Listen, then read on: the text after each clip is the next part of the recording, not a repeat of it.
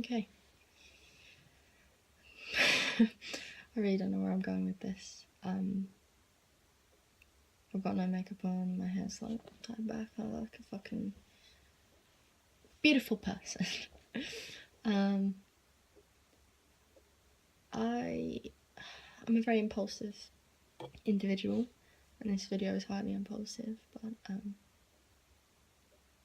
hopefully it will be worth even a tiny little glimmer of something to someone.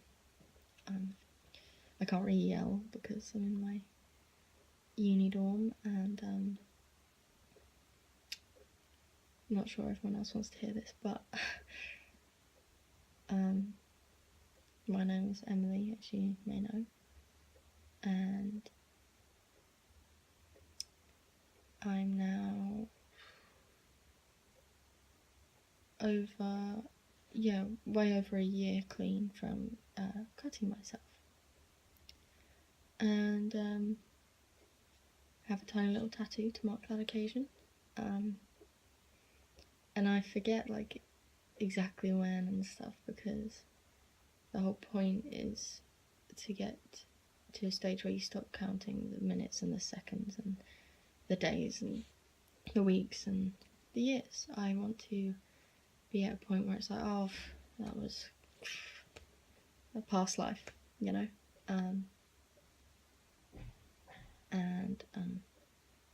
Sorry if I pause a bit, there's people. And obviously, it's stuck with me in a physical form. You know, I've got scars that are fading very nicely, but I've got them, and I'm very torn because part of me wants to get them covered in tattoos. Another part of me is actually a little bit, I don't want to say attached, but I'm emotionally invested in them. I've seen these arms as they are now for a long time, and I've forgotten what it feels like to have smooth skin on my forearms. I've forgotten what it's like to not look down and go, oh yeah, they're familiar and they're me and they represent a time in my life. They don't represent me at all, and they never will. And that's a nice feeling, because I never thought I would think that. I never thought I'd say that. I thought, sorry, I thought for a long time that they were, you know, me. I thought that I had chosen for these things to be on my skin, and that I deserved to have people staring, and I deserved to have to explain them because I put them there. It's no one's fault but mine. But I met a very, very lovely woman who I really wish everyone else could meet this woman. Her name is Susanna, and she is the best woman I know, like, honestly. She reminded me that it's circumstance that has caused these. It is a series of events that could be logically constructed and set out like a storybook of this led to this, this led to this, and you cut yourself. But in the moments where you do this to yourself, you know, I'm just speaking from experience, but I think a lot of people can probably relate to this. In the moments where one cuts oneself, it isn't a moment of clarity. You're not sat there going, oh damn, I'm gonna have these scars for the rest of my life. You're sat there and you're going, I don't care if they scar, I don't care about anything, let's do this, and I'm calm.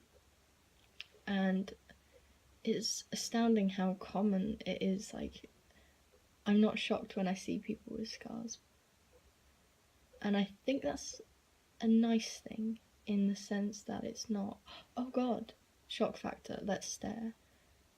But it's sad. It's sad to know that a lot of people have a lot of pain, and not everyone shows it, you know. I mean, I remember so clearly so many times in my life when I was terrified of short sleeves. I loved them. I had rows and rows of t-shirts that I could never wear, and there was a point even when I couldn't leave my own bedroom without long sleeves. I couldn't walk downstairs and talk to my dad or my mum or my sister because no one knew. And ever since talking about it with people and wearing the fucking clothes I want to wear and rolling my sleeves up and all that, it's so freeing. So freeing. And I know it's tough when you're still harming yourself because you don't want anyone to see fresh wounds because you think, oh god, they know that, you know, then they know that I was feeling awful yesterday or the day before. And it's tough, but that should be a good motivation for you, you know. If you're cutting, it's a good motivation to think, well, I want to be at a point where there's no new wounds to hide, it's just scars. Because scars don't mean anything. They really don't. And I don't get why we're so hung up on this idea of perfect skin and she's ruined her body with all these horrible scars. And that's very much an attitude that I had for a long time. I was like, great, now it's another thing for me to be insecure about.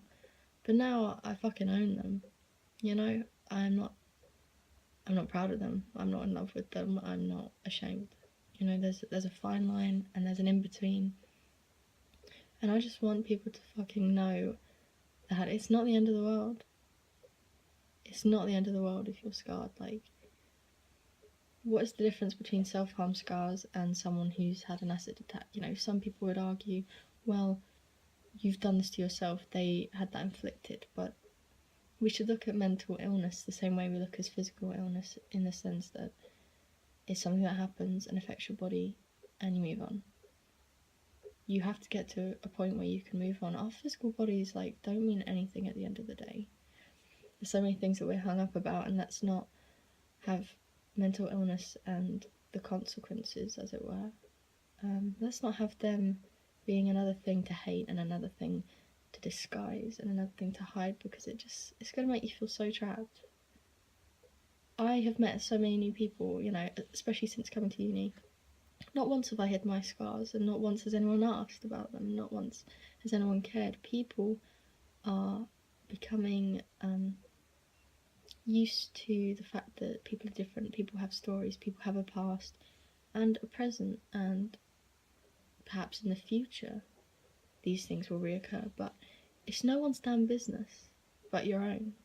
And I can't say, you know, you have to show everyone, you have to wear your heart on your sleeve, literally. I'm not saying that. Like, it's something you have to know within yourself when it's good for you and when you're going to be comfy.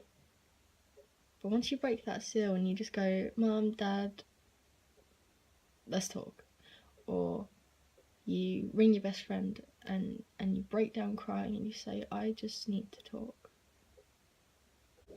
I have to keep starting again because this is the most rambly video I've ever made, but I do have a point, I'm just not good at vocalising it. Anyways, the hardest thing I've ever done in my life was to write a letter to my parents and explain why I've been wearing long black sleeves for the whole of summer, you know. But ever since that point, things, I'm not going to say things have got better, like, steadily, because they haven't, but that was definitely a gateway to making peace with self-harm. And the fact I'm making this video just reinforces to me how far I've come and how far anyone can come, because believe me, I never thought it would be me making this video. And I just wish that when I, you know, started feeling the way I did, I wish I saw more videos like this, so that's why I'm doing it.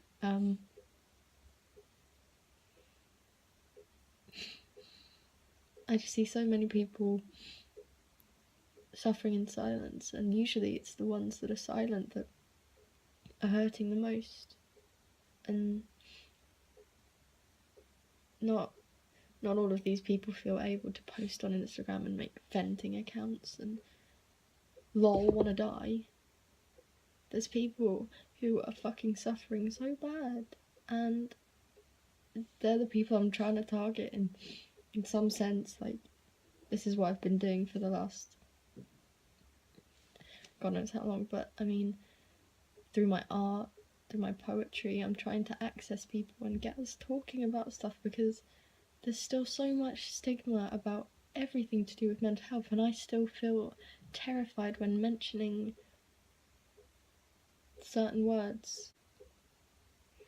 Even though I'm comfy with them and I'm making peace with things that have happened in my life, I'm always concerned with how people react, because it's still a taboo topic and I really don't want it to be, sorry.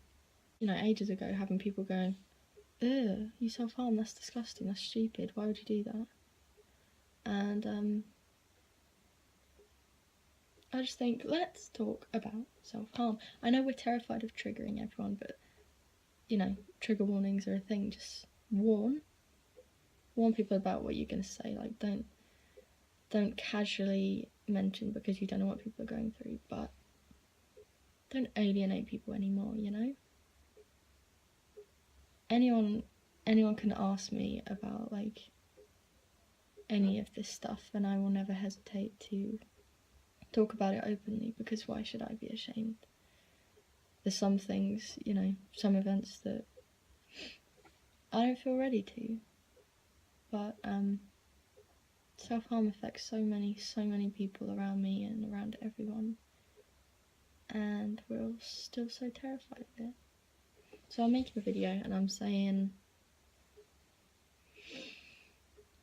I have beautiful skin, and it's not tainted, it's changed, but it's just a thing that's happened.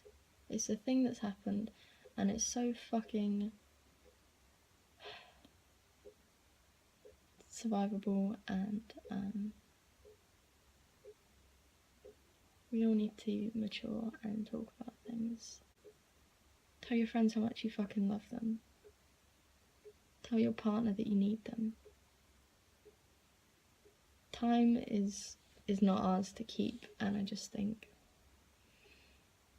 if I could chat to 13-year-old Emily, I would say